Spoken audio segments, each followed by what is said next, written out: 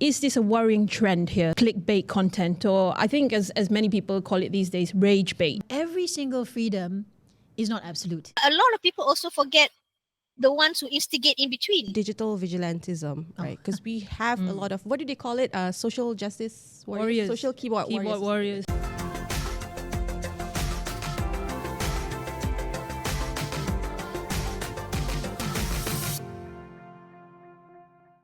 Hello everyone, welcome back to yet another episode of Beyond the Headlines, the go-to space for the top stories that made the headlines and more. My name is Amalina Kamal. And I'm Hazwin Hassan. Now today, we're going to be diving into a conversation that's long overdue. What happens when chase for clicks and clouds crosses the line? Yes, and a recent viral video involving a homeless man and a group of content creators triggered national outrage. While that specific case is still under investigation, today's episode isn't about pointing fingers. Indeed, and instead we're going to be talking about the bigger picture, online safety, digital ethics, and the growing need for responsible content creation.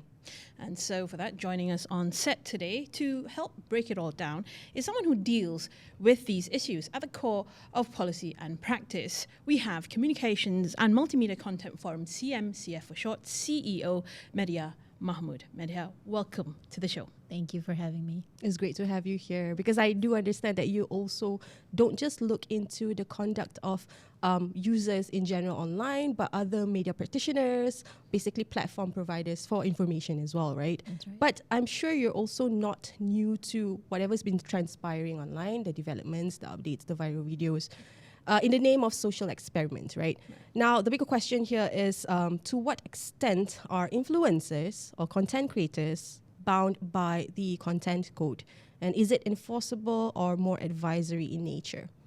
So thanks for having me again. I think for us, what we started out as is an industry forum. So we're designated under the Communications and Multimedia Act. And it has expanded to the point of where we now need to look at not just the traditional broadcasters and advertisers, but we also need to look at what's happening online because a lot of content is being consumed online. And like it or not, content creators or influencers or key opinion leaders, whatever it is that we call them, are playing a significant role in influencing conversations in society. And they are also playing an influential role with children. So they are a target for, it's not target, I shouldn't use the word target, but they are people that we want to bring into the self-regulatory framework. Mm-hmm. However, the Content Forum is a voluntary forum. So we've got all these members who have joined in voluntarily, and they've all agreed that the content code, which we developed together, is something which has the best practices and content standards. They've all agreed that they will be bound by this. They will comply with it. And if they breach it, then there is an avenue called the Complaints Bureau where people can complain about it. And if they're found to be in breach of the code, which they have invested in, there can be actions being taken if they did breach it. So it can come from just warnings or takedowns or even a maximum of 50,000 ringgit fine. Right. But content creators and influencers don't voluntarily come to become members of the Content Forum. They don't voluntarily come and say, okay, I'm going to abide by the code. But that doesn't stop us from trying to reach out to them. And we have. And there are a lot of content creators out there who have we've got very good relationships with them. Right. And they understand what are the things that they need to look out for when they're creating content. These are the responsible content creators who see themselves as part of a bigger picture. And they see themselves as professionals. And if you're a professional, there are ethics that you need to abide by.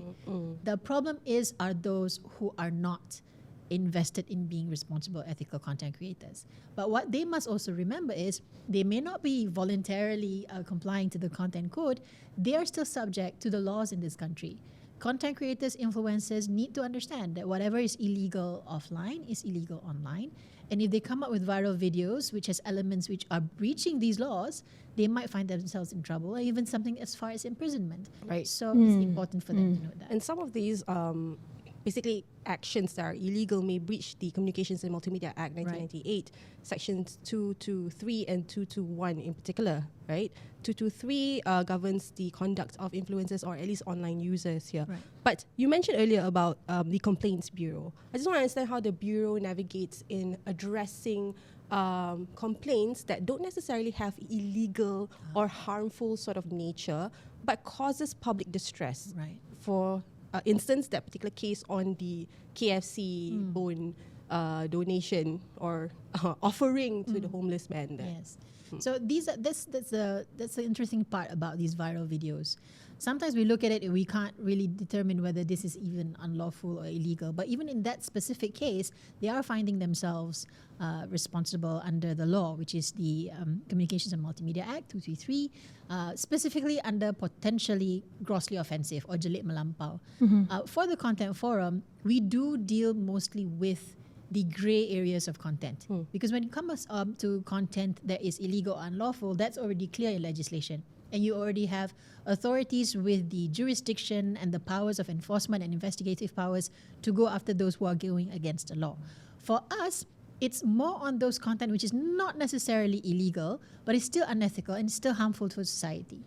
So that is the kind of content that the Complaints Bureau, if they get a complaint about it, they will look at it in terms of the intent, in terms of the context, and in terms of how it potentially affects an individual person or even a community or even a group. So, yeah. How do you measure intent? Because that's very subjective, right? Yes. So what we can also look at is sometimes, even us, we can sometimes do something unintentional, like forwarding a WhatsApp message that's clearly false, but we didn't know it and we forward it.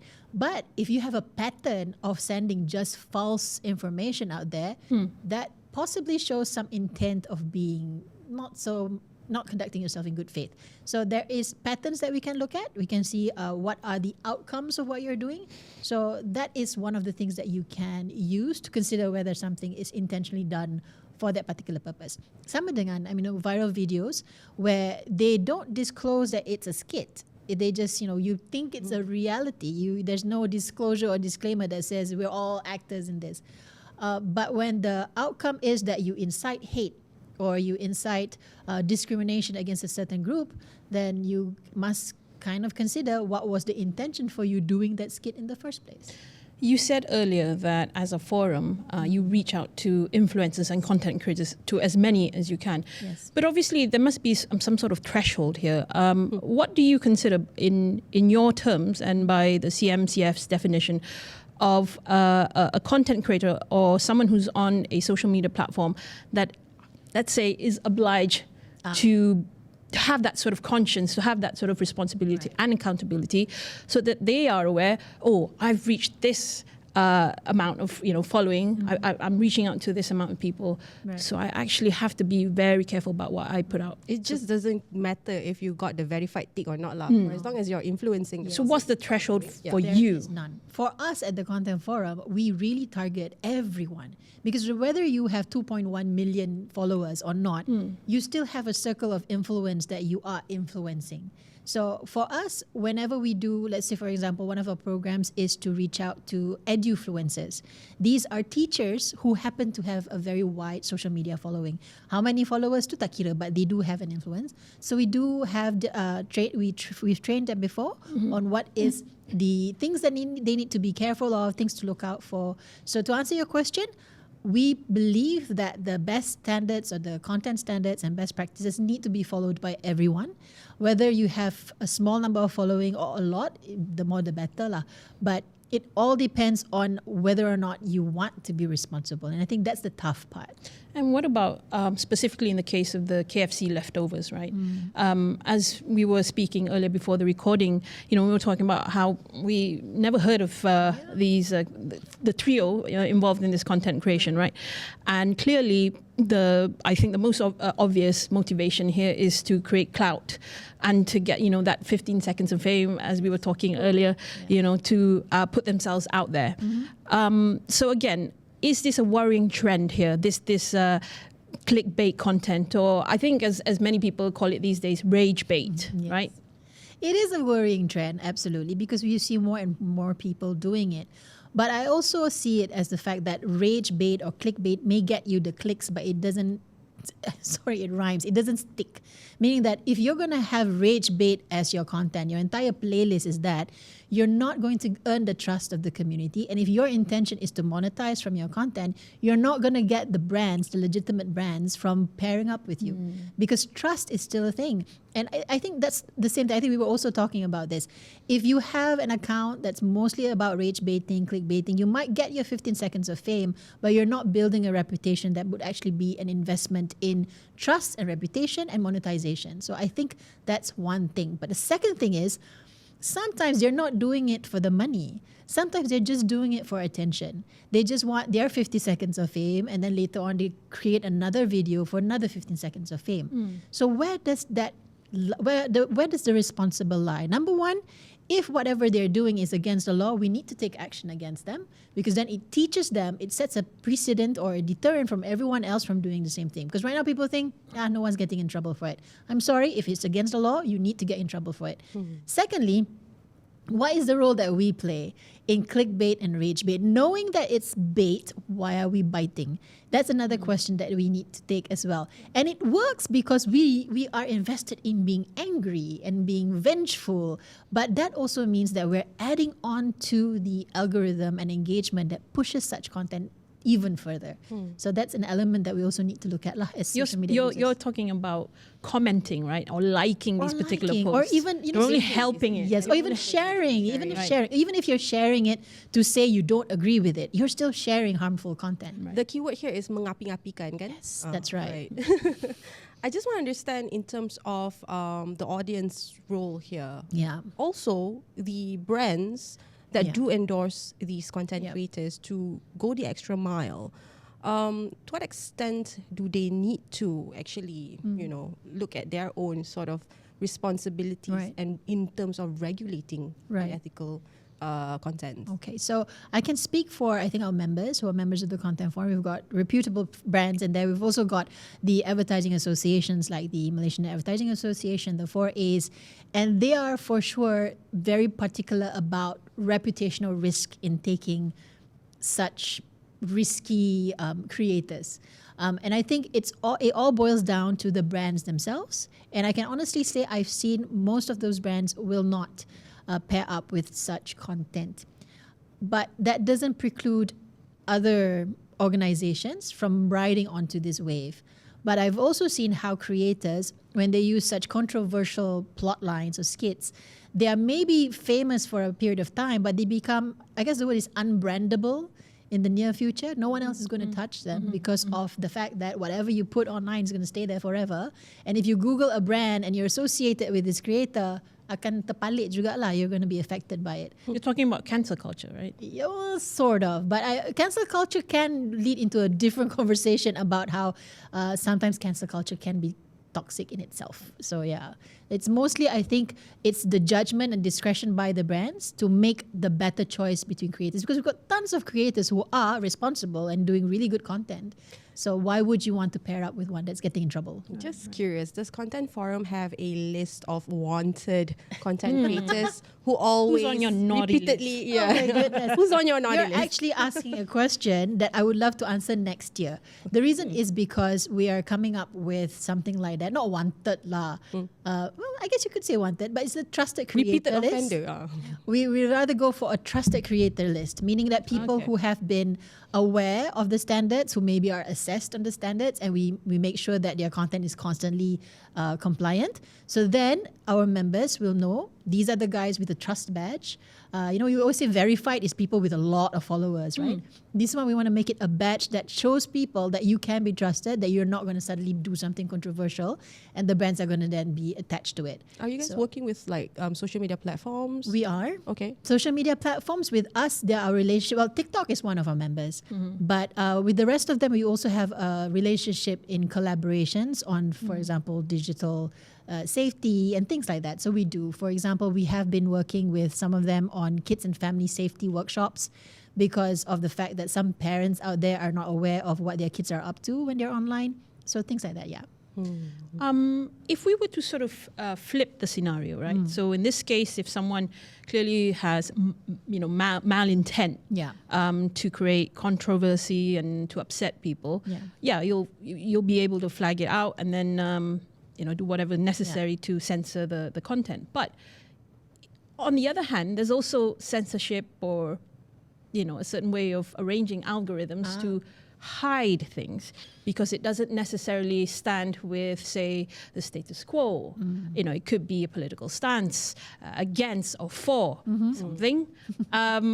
What's CMCF's role in that, and what's your take personally? So for my take, and I think I'm comfortable to say content code as well, is that whatever the content is, if it's, I know there's a range of things, right? There's menacing, there's false, there's offensive, there's violent, there's also indecent, so many things.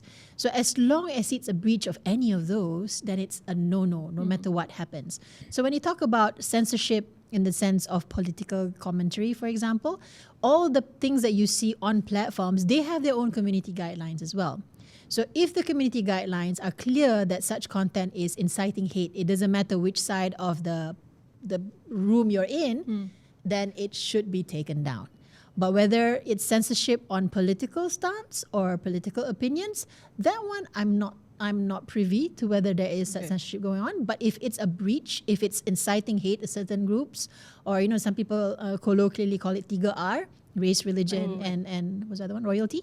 So that is most likely something that's going to be taken down. Right. We do have a short interview with Faculty of Law where we looked into how does Malaysian laws currently address unethical and harmful online content as well as behavior, and whether or not these legal frameworks do actually intersect with platform responsibilities to date in reality. We're going to segue into that particular interview first and then come back to the set. Thank you so much, Dr. Izra, for joining me on this particular call. Now, of course, to start the discourse, I just want to understand, we've seen a surge in online content that blurs the line between free speech, outrage, bait, and even psychological harm to some extent, or at least there's been more of such content being reported or coming to light, right? And when these videos are especially designed to provoke reactions or pile onto trending issues, how does our Malaysian law actually currently address harmful or ethical content online? Thank you very much. That is a very good question, and I can't say whether the surge right now is because people are becoming more rampant or whether people are becoming more aware of what rights are actually there. We actually have two main legislations with regards to this, and they've been around for ages. Like the main ones with regards to online conduct or online regulations per se is our Communications and Multimedia Act from 1998. And we have the Penal Code, which is very old, 1950, with some amendments to take into account certain conducts that have become more prevalent online. For example, the latest one is with regards to stalking, which does cover online stalking as well. So there are laws already in place, but a lot are perhaps unaware or do not know what exactly is there. The main ones under the Communications and Multimedia Act would be Section 211 and 233, although 233 is the one that actually would be the ones for the content creators, influencers, TikToks. Whereas 211, I suppose it's almost the same context, but it targets a different groups. So even platforms are actually liable for things which are done online. And the main context of these both provisions is that you cannot actually post anything or instigate or initiate, they will use the word initiate, right? Comments which are actually annoying, indecent, menacing, and obscene. So the definitions of these can also be found in the content code. So there's a lot that's already there in place. It's just that perhaps people are not aware until it becomes very bad that these are what you can do when you are the victim, or if. And interestingly enough, the internet, when it was first started in the early 1990s, the main thing about internet is we actually advocate a lot on self-regulation, where we have the laws, but the internet is vast, and it's unless you have eyes everywhere, every single thing, which everyone knows that is virtually impossible. We should actually use the power of the people. If you see something is wrong, you can make the report. You don't have to be the victim to actually make the report. You see someone making a content, posting a content that you are uncomfortable with, you can make the report. It doesn't have to be like, for example, if the post was on person A and only person A can make that report. It's not. So this is something which I feel people are unaware. So once people are aware, the power is in your hands. The law is there to back you up, but you are the one who's actually got to push forward. So we Right. do have. Okay. But just to be clear, are content creators and influencers legally liable for indirect harm or causing public outrage? Like, I understand that Section 233, as you mentioned, under the Communications and Multimedia Act, does define or govern the code of conduct, at least for online content creators, right? But can Yeah. their actions, say, even breach into the penal code? For instance, for causing public peace, disrupting public peace in that sense. Yes. There's actually now here is where it becomes a bit vague for some, right? If it's with regards to the penal code, then the jurisdiction falls under the PDRM. If it falls into the CMA, then it falls under MCMC. So they've got two different bodies. And basically, if you do see a content you don't like, you actually have routes for both. You to make it simpler, if you see something you don't like, just go and make a police report. From the police report, they will then gauge whether or not this falls under their jurisdiction, and they do have certain things under the penal code which will be, if they deem this to be something which borders on criminal liability in that sense, although even frankly speaking, CMAs, you do have criminal liability as well, but people don't think about that. They just see the penal code. The reason for my question for that is because sometimes people, or at least digital users, they are very how do I say, not well informed in terms of whatever actions they document online or share online might cross or cover the race, religion, and social taboos that will stir and cause a lot of public unrest lah. And sometimes a lot of things that they think is harmless, for instance, might actually reflect like illegal soliciting of transactions, right? Even there's no money, visible money sort of like transaction involved, but the act of it in that sense. And this is where I want to highlight this particular question, because, social experiments today have become a popular genre, especially for creators. And it's a bit addictive in that sense, because you it's suggested to you on your timeline every morning. Yeah. So even an audience for that, but it appears on your timeline. So my bigger question would be, where does the Malaysian law draw the line between what sort of content is legitimate satire or parody, and what actually causes harm that actually misleads the public? The key phrase, or rather the gauge, is whether or not it will cause harm. And then this is where a lot will then go, even the definition, menacing, indecent, obscene, annoying, etc., right?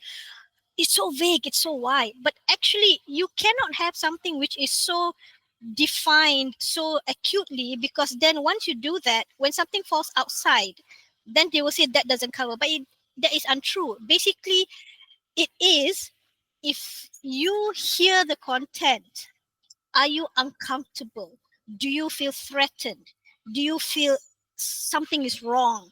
The moment that feeling comes up, that is wrong. Full stop. Now, that's where you have the question, you have satire, parody, social experimentation. I mean, the line is there. Is basically, if you make a joke, right? But the joke is very cutting, that it actually would make fun of somebody and it would attack their self-esteem, that is no longer a joke, even though you're laughing and etc. Some may even say this is dark humor, but not everybody will get dark humor. So you will look at what is the normal reaction of the community as a whole. And social experimentation, even, you have some which their thought is, I want to make you think. They want to poke at you to make you think. That is fine. In context, that is fine. We've had so many very wholesome types of social experimentation. You had, for example, one elderly man wanting to buy something from a shop. They didn't have enough money. And then you see, what would people actually do from that? That is wholesome, because when you see it, the most you get is you pity. And when you find out it's a social experimentation, you feel, oh, wow, so nice, etc. But if it's such a way that you want to provoke someone, that it can have, that the way you do it, there are two ways, two possibilities. Number one, a positive one, or number two, a negative one. And the negative part is where it is a harmful negative, then that already crosses the line. I'm sorry, I will have to quote Ben from Spider-Man, with great power comes great responsibility, essentially, because influencers, content creators, like it or not, I mean, they love the fame, they get all that, but that by itself already makes a big responsibility upon your shoulders to ensure that the content you give is proper. Although it comes from Spider-Man, a very fictional character, but the quote is quite transcending, right? Yeah. I do want to ask you this. How powerful is the idea or concept of consent, especially in the digital age? Again, referring back to when people do all this social experiment, they document people unknowingly, right? And then later they will be sharing online for the larger public to view or enjoy. But and here, a lot of people might overlook. They think with the act of kindness, then automatically it gives you consent to share myself or my dealings in a very private setting sometimes. So where is the line there? How is it blurred there? And that is so blurred that the line is no longer there, actually, sadly enough, because very, very simply stated, the law says you cannot post anything without, if you're posting someone else, you cannot do so without that person's consent. The most common misconception is because it's out there, I can use it, or because I'm the one taking the picture, I can use it. That is a very, very dangerous thought, and it's not right. Okay, now is the bigger question, especially when it comes to vigilantism, right? As apa keyboard warriors, do they call Keyboard it? warriors. Yeah, or they self-appoint themselves to be the I suppose community leaders. But people tend to forget that they do not have certain jurisdiction over or control. Because I do want to understand, how can we define or differentiate between holding somebody accountable online and going to the right authority to help in mitigating the situation versus outright digital vigilantism? And can this particular act derail certain due processes? Like, for instance, a certain case gets taken out just because the trial by media or public in that sense. This is a very tough question to answer, really, because even the terminology used, vigilante, already gives to me a very negative connotation already. You are self-appointed yourself as police, the judge and executioner at the same time. And that's where it becomes very bad. But if you are a champion of justice, the words used, right? And what you do is basically defend a person and you are speaking up for the person, that's fine. But vigilantism seems to be like, if I find someone A is bullying B, so they then bully A back. Two wrongs doesn't make a right. If that is the behavior itself, right? And that becomes when you start to, no matter how pure, I used it in a very sarcastic manner, motives you have to help a person, it doesn't become pure anymore when the manner of you helping is not right. The rules are there. It's just that because when it's online, even the most timid person becomes so brave because it's just a screen and it's just a keyboard. And you don't think that you will get caught, even if you cross the line a bit. Or they think everyone else is doing it. Or they think, what I'm saying is not that bad. Right. Because they cannot see the reaction the other person is getting. People who take up the role, right, especially in society, in speaking up for others, although they're not in uniform or anything, is because they are encouraged by the larger society, because the larger society themselves don't trust the system, or at least whatever responses they deem ideal is not seen fast or done appropriate enough. How do you see a problem in that? How can we address this? From my stance, giving your views, that is freedom of speech. There's not a problem with that. In fact, anywhere in the world, there is freedom of speech. But that's where it becomes a bit more difficult, because there's no such thing as absolute freedom of speech. When you say something, you must make sure that what you are saying does not have a detrimental effect. I do know there's a lot of, they believe certain laws are used to prosecute certain types of people, or the powers that be may not actually be on our side, so this is our only manner of grievances, etc. And then you have someone who would then be the voice for them. I would actually say, if you have a different opinion of a certain situation, you can actually voice yourself, but be responsible when you're voicing yourself. You are carrying the hopes and the voices of other people. If you feel A is wrong, then just like in real life, in order for you to get your message across, what is the best way to do so? Is it by confronting the person? Then the other person would just become more defensive, correct? But if you say it in a much more, I wouldn't say polite or nicer, but in a much more tactful way, or you approach it in a different angle to make them able to see it in another aspect. And why you are saying it is also not so much to attack the people, but to attack the situation, or to, sorry, not to say attack, that becomes a negative connotation, to address the situation. Even our Sedition Act, even though everyone condemns it a lot to say it's too wide, everyone's getting, but there's actually a defense there, that if you are making the comments, for example, even against what you're not supposed to say, right? But certain parts of the defense says you can, if your purpose is actually to have an analytical aspect, to actually look at it from a very procedural aspect. You're not blaming anyone, but you just want to give rise to the issue. So for me, that is actually what we need. We actually need a much more positive, not to say we cannot have a different view. You can. That's what we need to encourage that.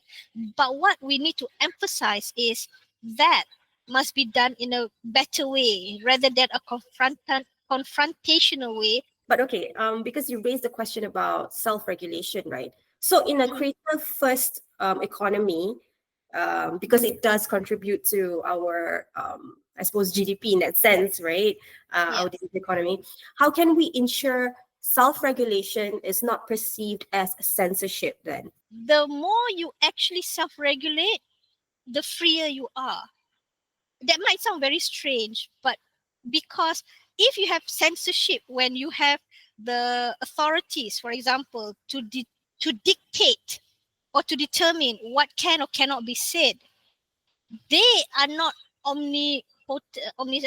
They don't know everything, so they will only have a very narrow interpretation, and there are so many contexts, etc. For example, right? So it might be too rigid in that sense. But if they get the feedback from people who make the complaints about what actually makes them uncomfortable, then the censorship line will be much more lower. Do you think the law should be more punitive? From my perspective, the internet is something which cannot rely on one aspect alone. Should it be more punitive? I will say go all the way. That is for the deterrence. That is for those who actually get caught. And those, when you see it on, when you see the news, and then you see this is the sort of worst case scenario, when you cross the line too much, this is how bad it can be for you. So it can be a deterrent effect, but that is only after somebody must get caught first, right? But that is only the law there is basically to catch the worst case. But on the flip side, it cannot go. You cannot rely on that alone. It's the self-regulation. It's the digital literacy which will be the forefront of everything else. Yeah, basically prevention is better than cure. We're all part of a society that needs to be more ambil tahu instead of tak nak tahu, then later baru nak tahu apa cerita in that sense, right? But because when we talk about all these cases from online bullying to outrageous pranks, we have had this one case over TikTok which drove a particular lady to suicide, kan? And that served as a very dark mark in Malaysian history because we also saw the repercussions. I mean, we saw the proceedings, the legal proceedings ongoing, and then we also saw the media's attention towards it. And aftermath of what, it had left the family dealing with the grief, right? However, in situations like this, we always look at the victim and the perpetrator, but we never look at the guardian or the parents, right? If this perpetrator is an underage lah. So should there be a greater push legally or socially to hold parents or guardians accountable, or at least the family surrounding nurture, right? When it comes to the digital conduct of people who commit crimes online. Unless if the perpetrator happens to be underage, then that's different. But if the perpetrator is already an adult, there's no way you can actually blame the parent for what the child has done. This goes down even into the child law. I mean, how much should the parents be? But I would say, rather than looking at from the parents' part, I mean, like you said, you only look at the victim and you only look at the perpetrator. But a lot of people also forget the ones who instigate in between.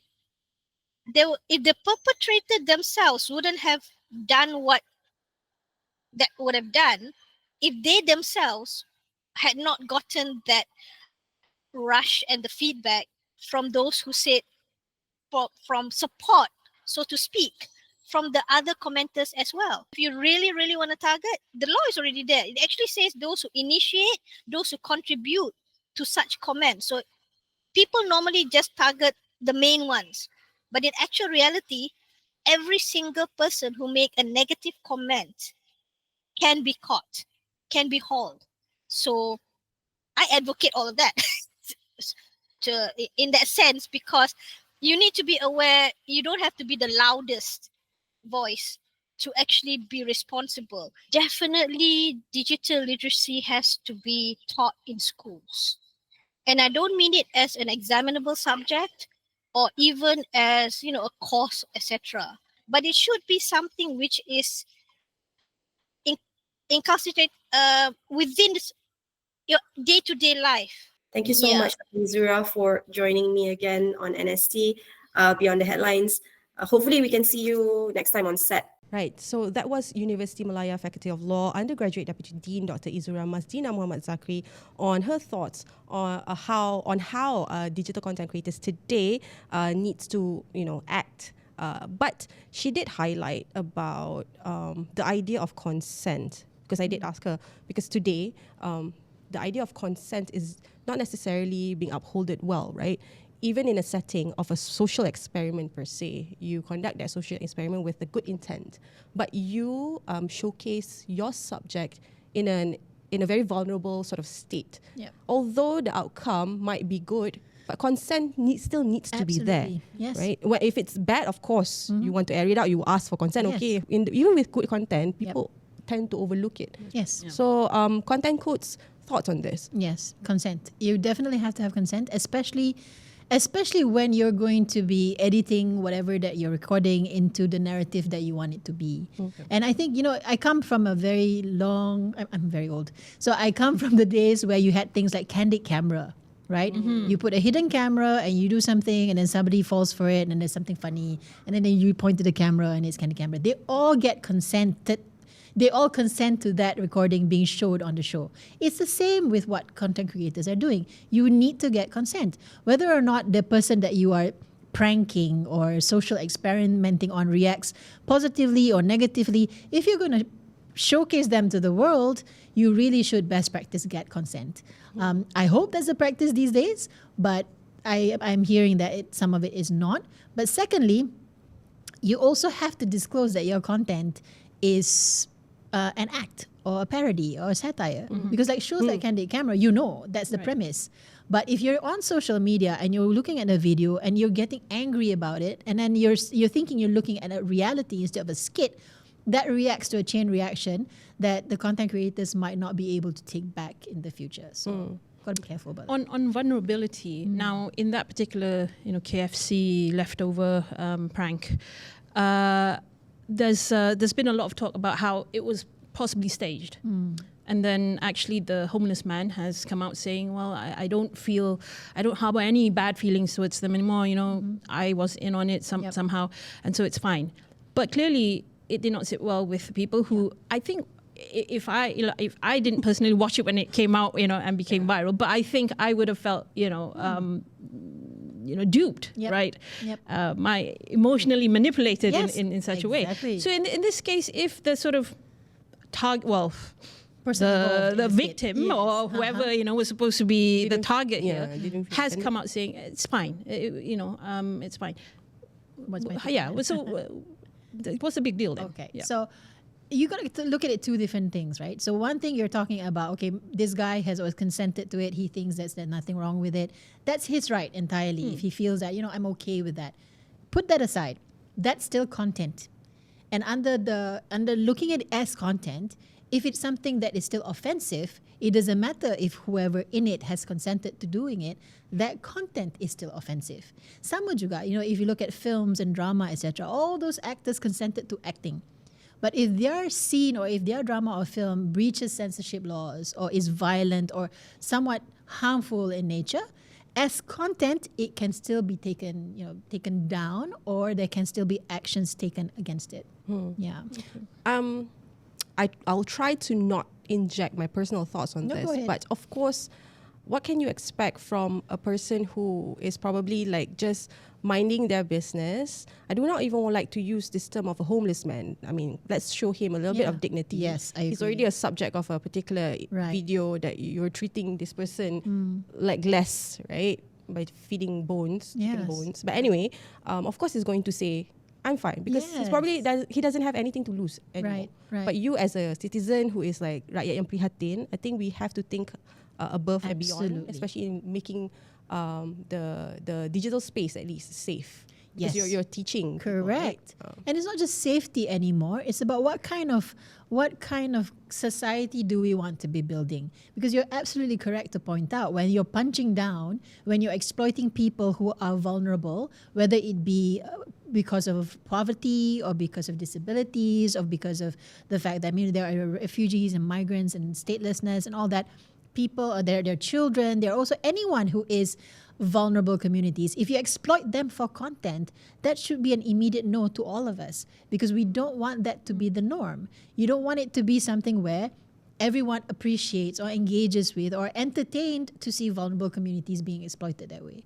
So yes, I agree. As a society, we need to come up and say, this is not something that you should be doing. If there are laws against it, those laws need to be taken against them. Okay. On digital vigilantism, right? Because we have a lot of, what do they call it? Social justice warriors, social keyboard warriors. Social. So we've got a lot of content creators that are very forward when it comes to serving justice, right? But we do understand that they have limitations when it comes to jurisdiction, authority of power, right? So you can do so much as an advocate, but where do you draw the line when you want to hold someone accountable online and just outright vigilantism? So accountability is on the action, right? You need to be accountable for your actions. Vigilantism sort of goes against the person. You're already either doxing the person or you're cancelling the person, and you want action or revenge against the person who's done the act. Now, the problem with this is sometimes if you allow vigilantism to go without guardrails, you run the risk of, number one, you're attacking someone who has not gone through due process. By law, he is guilty from trial by TikTok maybe, but there's no charge, there's no jury, there's no judgment to it. So we don't have all the facts yet. But if it's something that's clearly, we see it, we know this is wrong, and then we start doxing them. And when you come to keyboard warriors and the cancel culture and the toxicity sometimes, it goes even beyond the offense that that person has done. There's some overreach there. And you've seen this when a person is outed for doing something wrong, they're cancelled, but so are their families. People go to social media and find out who is the person's wife, where is she working. Then they start sending emails to the wife's employer. So it spirals into that. The kids are then exposed. They take family pictures. They say, "Di bapa engkau." And then the kids are then experiencing bullying in schools. So is that accountability for that guy's act, or is it vigilantism that then trickles down to people who are innocent of the whole thing? I mean, your messages don't take the laws into your own hands. That's right. I mean, report it. By all means, report it. Lodge complaints, do the reports. But also think proper channels, and also think about what is your thirst for justice. How is it affecting the people who might not be someone you're targeting with that vigilantism? So doxing here, by definition, is the action or process of searching for and publishing private and identifying information about a particular individual on the internet. And that includes screenshots of private messages. Yes. So irrespective of how damaging that particular message is towards not the person who's sharing it, but the person we're doxing lah. Yeah, in that sense. Exactly. You because in cases such as this, right, a lot of emotions come in, and this. I mean, we all know this so much. Netizens are honestly, they sometimes don't even have the ability to judge what's right and what's wrong because they hide behind the screen, right? So how can we educate the larger public, at least Malaysian netizens here, to calm down, take a deep breath before we post something? It is very hard to calm down a mob. And mob mentality is where this comes in. I mean, I've seen people reacting to certain things. They're very angry, but they're approaching it in a less vicious way. But when there is something that just ignites rage and there's a mob mentality where everybody just joins onto the bandwagon and starts attacking and doxing, that's where the danger is. Now, at the content forum, sometimes we call ourselves like Jiminy Crickets, in Pinocchio. Like you just sit there and say, you shouldn't be doing this. And sometimes it's necessary for us to gather people to use that mob mentality for good. There needs to be enough of us to not call out, but just say, you guys, maybe we need to tone this down a bit. This is already being taken care of by MCMC or PDRM. Let the process take its place. Let's not add to the fire. Don't fuel it. So those kind of discussions, sometimes people don't want to hear it, but it's really necessary. But what do you say to people who says that, if I go to the police, if I go to MCMC or any body of authority, any agency of that sort, allegedly they're like too slow to react? But you say there is a reason why the process needs to, I wouldn't say slow, but there is a process that needs to be taken. Right. Like if you're talking about screenshots, right? We share screenshots here and there. But when the authorities need to do their investigations, they don't take screenshots. They have to make sure that particular message was sent from that particular device, from which network, in order to have the evidence tracing back to the person, in order to make sure that you've got the right person behind bars, for example. Yeah. So it's a process that needs to be taken for justice to be served. Yeah. And still on vigilantism by netizens here, and perhaps in an example where it's not as extreme, probably no criminal elements involved, but I come across, what they call stitch videos. They'll put up a sort of a disclaimer, incoming stitch. So what it is usually, because you were talking about, both of you, you raised the point about doxing here, because that's essentially doxing. But they don't put out actual person like your address or things like that. But they'll screenshot the comments that you put. And in fairness to them, because it's public, it's fair play, it's fair game.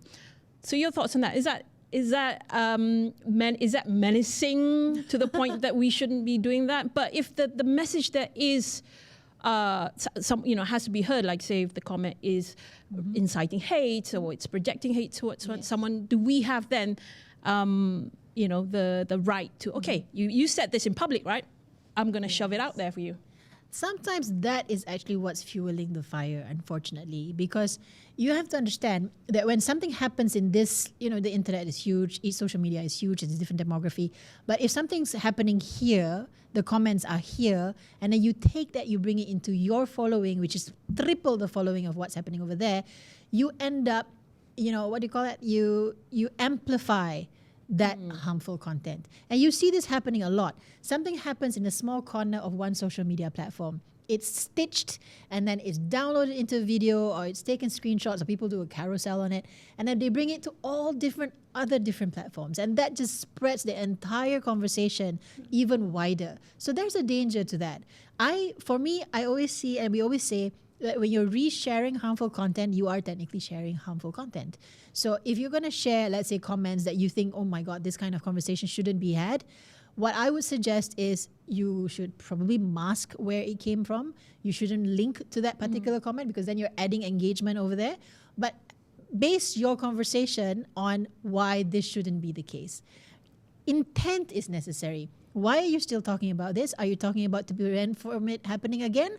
Or are you just wanting more people to be mad as you are on a wider stage? But with that, right, it's the platform that provides those features, right? Do you think platforms today don't necessarily work very closely with regulators, let alone local regulators, right? So, I mean, we're talking about this, but that nothing can be changed unless platform providers. You've got, we're not singling out anything, but we've got TikTok, Instagram, YouTube, so many. Facebook, so many, right? So if they're not ahead of the game, or at least they themselves do not regulate, so you will see this instance. Yes, absolutely. And I also feel that platforms already have some of those guardrails in place. They've got the community guidelines, they've got, methods for us to lodge reports, etc. But it is, like you mentioned, very necessary as well for them to understand that local context does matter. Because, platforms have done a lot to make sure that certain content don't even arrive at our FYP or our timeline, etc. because the algorithms catch it before it does.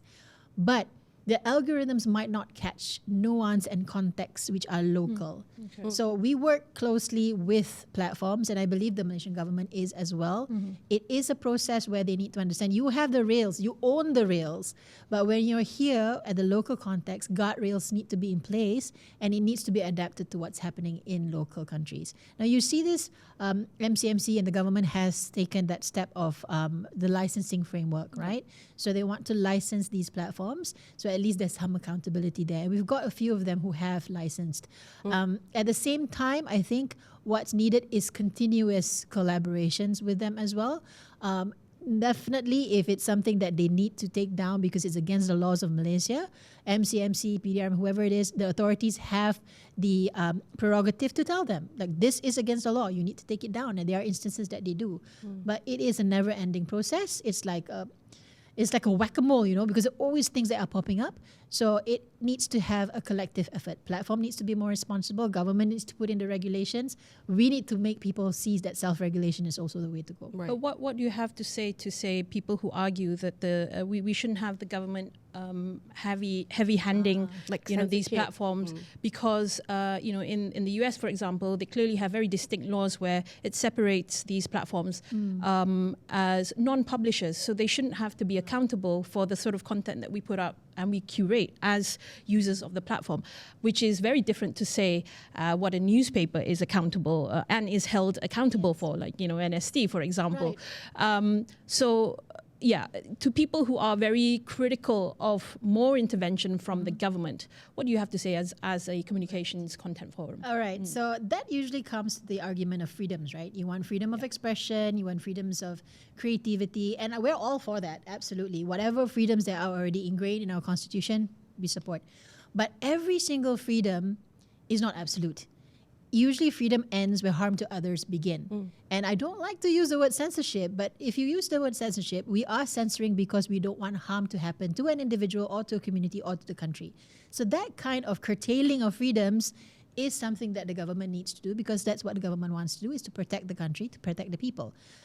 we have means to make sure that there is no overreach, because I think there's accountability for the government as well, accountability for the authorities, and we are a pretty mature country. Democracy is thriving, and people are allowed to point out when there are things that are probably not as they should be. But at the same time, we need to understand that there needs to be these limitations to freedom. You can't have absolute freedom. And when we talk about freedom of speech, it used to be like people, going to the streets, or people using traditional platforms. Yeah. But right now, the social media has democratized it. Anyone can say anything on their own platforms.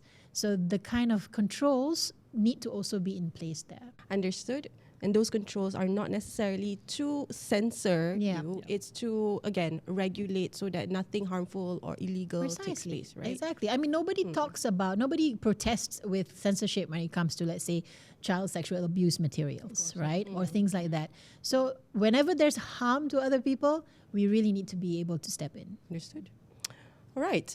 Let's dive into something very heavy that came up in Parliament this week. Bullying is obviously in the forefront, especially in fully residential schools. Now, it's finally getting the attention it deserves, and honestly, it's long overdue. Yes, Amalina, it's rather worrying. Datuk Sri Bung Mokhtar Radin from Kinabatangan actually called on the Education Ministry to rethink its entire approach. He said what's being done now is just not working, especially in boarding schools. And he made a really strong point, not just about student safety anymore, but about parents that are affected as well. Now, they're traumatized, scared to send their kids off to these schools. Exactly. And he said that it shouldn't matter if it's religious schools, vocational or regular secondary schools. Bullying is still a problem. What really hit me personally was when he said students go there to learn, yet we hear of cases where they are killed. Exactly. And for this particular week, we know of the case of Zara. But of course, Zara's case is not necessarily the only case that we are zeroing in. It's actually to talk about the idea of bullying and why this particular issue is still there. At least for the fear among parents here, right? The level of it is highlighting that the country is facing a deep-rooted issue. That's right. That's right. You're not far off there, Malina. There was actually a really somber moment in the Dewan Rakyat. MPs like Datuk Verdon Bahanda and Mujdan Rusmi extended their condolences to the family of Zara Khairina Mahathir, and she was a Form 1 student who died on July 16th, allegedly due to bullying. Again, as I mentioned, it's a deep-rooted issue and a real wake-up call. Now, this isn't just about dealing with individual bullies, but about changing a system that allows this particular thing to happen. Yeah, totally. The big question now is whether the Education Ministry is going to step up, or are we just going to keep hearing condolences instead of solutions? But Amalina, did you know that the government has actually introduced a special intervention program called Bangkit Bermarwah, or Rise with Dignity, to address gangsterism among school students and help those suspended from school to reintegrate through a structured community service. And Education Minister Fadlina Sidat said that this initiative is part of broader efforts outlined under Circular Number 6/2000 addressing safety, drug and gangsterism issues. The program, implemented by district education officers with support from local communities and parents, adopts a restorative approach that focuses on rebuilding student character rather than imposing more punitive measures alone. Now, the Education Ministry, who announced this in a written parliamentary reply on Tuesday, said the initiative aims to give suspended students a chance to contribute meaningfully to society while reflecting on their actions. Through guided community activities, students are encouraged to develop a sense of responsibility and accountability. I personally feel that this is a welcomed approach. I think it's a progressive approach. Definitely. Yeah, because of course, we want to tackle the situation of gangsterism, bullies, or but we don't necessarily tackle the trauma behind it or what leads them to conduct such acts, right? Again, Mediha, we do want to ask you this particular question. I understand the act of bullying is a criminal act now that it's governed under the law, but for content forum, because you look at things online, right? Sometimes these things trickle online. And in the case of Zara, a lot of information has been spread. Some of them we are not necessarily able to verify. Even MCMC today has also mentioned to stop spreading whatever you don't know because investigations are still ongoing. For content forums, in content forums point of view here, what are some of the implications, let's say, if you do spread things and knowingly that it's not true? We've highlighted this before. But we look zero in this case like that. There's clearly a criminal element here. Absolutely. And the problem is a lot of people want to join the bandwagon of what's getting the attention right now. Unfortunately, tragedies like these are being exploited for content as well. And you have irresponsible people creating content just for the satisfaction of seeing it go viral on maybe even on WhatsApp. They like the feeling of being able to dupe people into believing that whatever it is they put out there on this case, for example, as being true. So when they do that, intentionally spreading misinformation, that's already against the law. And that's also something that can be caught under and the Communications and Multimedia Act. So I would be very careful if I were them.